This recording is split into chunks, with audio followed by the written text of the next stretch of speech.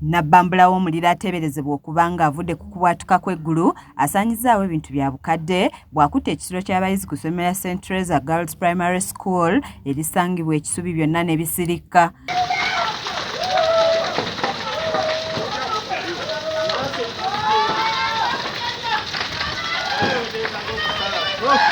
Wetuukidde ku ssomero lino nga keetalo keereere ng'ebimotoka ebizikiriza omuliro wamu n'abasirikale balabiddwako nga beetalanga namutalo munyage k'ente okulaba nga bazikiriza omuliro guno nga bo abayizi balabiddwako nga bali mu maziga olw'ebintu byabwe ebisaanyeewo.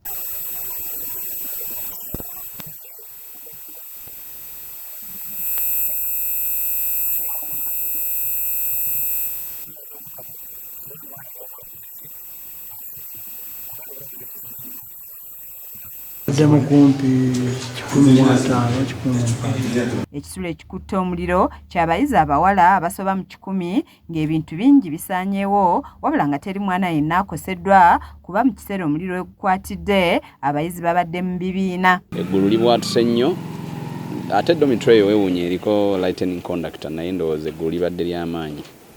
So emifaliso n'ebikozesebwa byonna biyidde naye abaana babadde mu class. Yes, police ezeret naye twagala ogyebaza. Abaana bonna balamu.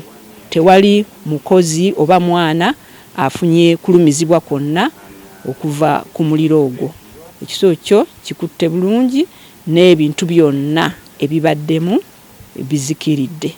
Omukulu w'essomero lino Sister Josephine Nambiru alambuludde ku ngeri omuliro guno gye gukutte gwagamba nti gwandibanga guvudde ku kubwatuka kw'eggulu ng'agumiza abazadde nti tewali mwana yenna akoseddwa okuggyako ebintu ebiyidde. Eggulu lye lyabwatuse era okumyansa kw'omuliro ne kulabika mu bitundu bingi okwetooloola. Kati tugenze okukizuula metroni mu dormitory eya St. Teresa ey'ekibiina ekyokuna nga ekutte omuliro. Babakulembeze mu disitulikiti ey'Iwakisa abakulembeddwamu Ssentebe Dr. Matiara nga bwanika batuuseeko ku ssomero lino era ne beebaza Katonda ataasizza abaana ne batafuna buzibu bwonna.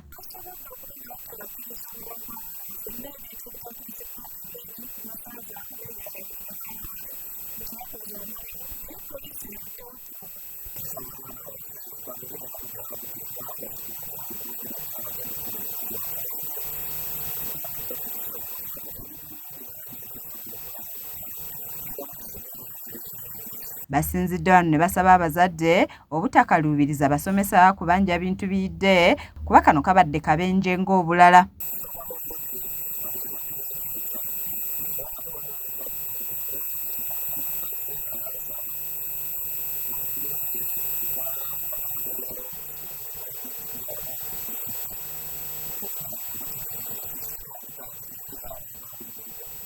Abazadde bino olubagudde mu matu beeye ku ssomero okulaba ogubadde ng'abakulu b'essomero beevumbye akafubo n'abazadde bano okusalira awamu amagezi ku ngeri y'okuzzaawo ebintu by'abaana ebiyidde ng'abazadde basabye essomero okukolaganira wamu nabo okulaba ng'embeera edda mu nteeko.